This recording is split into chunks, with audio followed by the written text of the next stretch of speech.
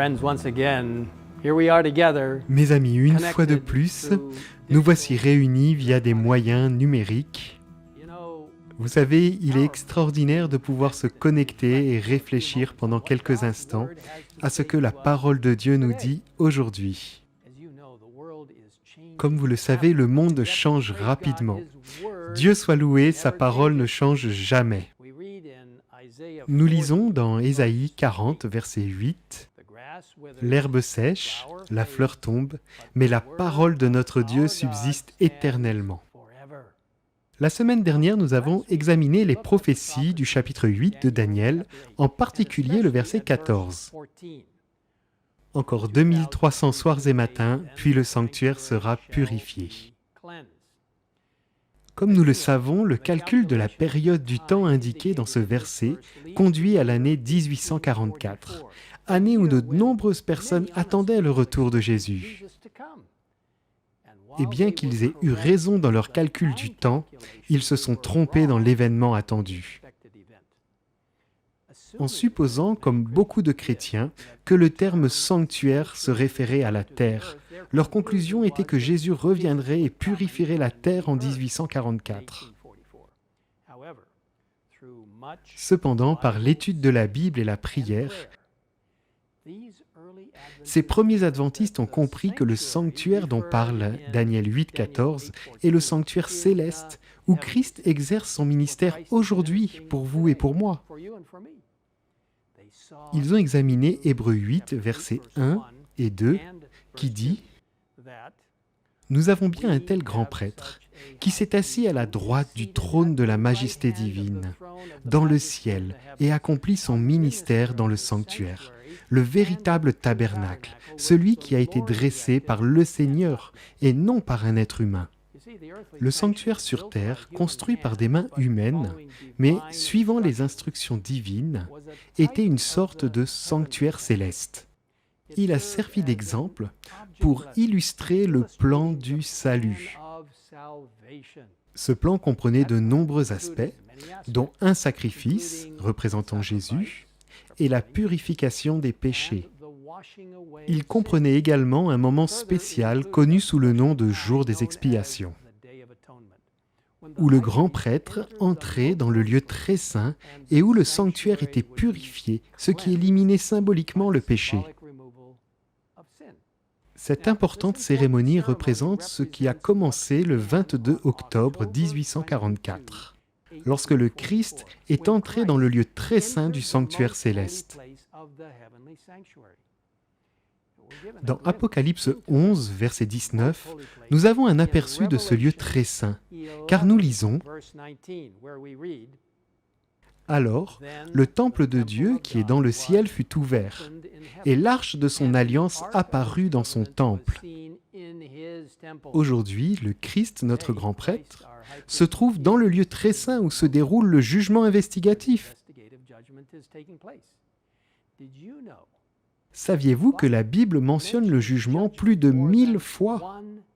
Le jugement est un concept présent dans toutes les Écritures, mais le jugement investigatif est particulier.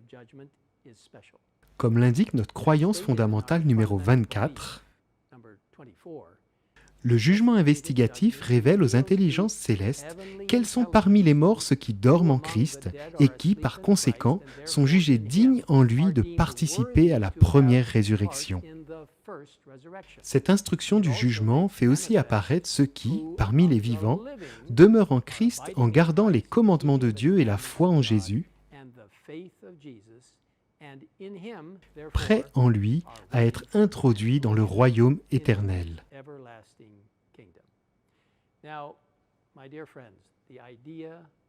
Mes chers amis, l'idée du jugement peut être vue et comprise de façon inquiétante par certaines personnes. Après tout, nous sommes tous des pécheurs. Et bien que cela soit vrai, Dieu soit loué, nous avons un Sauveur qui est notre avocat et notre juge. Nous lisons dans Jean 5, verset 22, dans les Écritures, « Le Père ne juge personne, mais il a remis tout jugement au Fils. Nous savons aussi que lorsque nous confions notre vie au Christ, nous sommes couverts par son vêtement de justice et par son esprit, et il nous est donné sa puissance de vaincre. C'est donc une puissance qui justifie et sanctifie. Dans Apocalypse 3, verset 5, Jésus nous assure que le vainqueur sera habillé de vêtements blancs. Je n'effacerai pas son nom du livre de vie, et je le reconnaîtrai devant mon Père et devant ses anges. L'œuvre du Christ dans le sanctuaire céleste est d'une importance vitale. Dans le merveilleux livre intitulé La tragédie des siècles, à la page 531, on peut lire ce qui suit.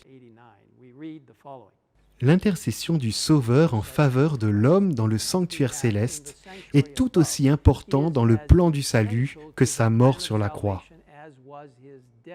Depuis sa résurrection, Jésus achève dans le ciel l'œuvre commencée par lui sur la croix. Jésus présente devant Dieu ses mains meurtries et son côté percé et dit à tous ceux qui veulent le suivre, « Ma grâce te suffit ». Que nul donc ne considère ses défauts comme incurables. Dieu vous donnera foi et grâce pour les surmonter. Quelle merveilleuse citation de l'esprit de prophétie.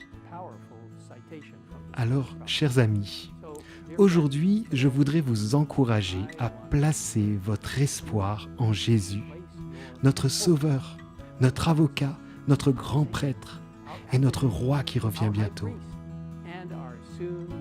Il ne décevra jamais ceux qui lui font confiance. Prions.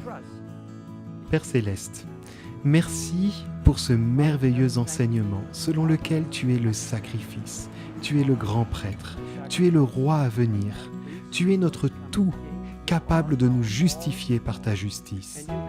Tu peux nous sanctifier par ta justice et par la présence du Saint-Esprit dans nos vies. Merci de nous avoir dit que tu as commencé ce précieux jugement investigatif en 1844, qui sera bientôt conclu, car nous savons que Christ reviendra bientôt. Alors Seigneur, nous remettons maintenant notre vie entre tes mains, et par ta grâce, par ton sacrifice, par ton ministère, nous pouvons revendiquer la victoire en Jésus. Nous te remercions de nous écouter. Et nous te demandons tout cela au nom précieux et puissant de Jésus-Christ, notre Sauveur, notre avocat et notre Roi. Amen. Coming King, Jesus Christ. Amen.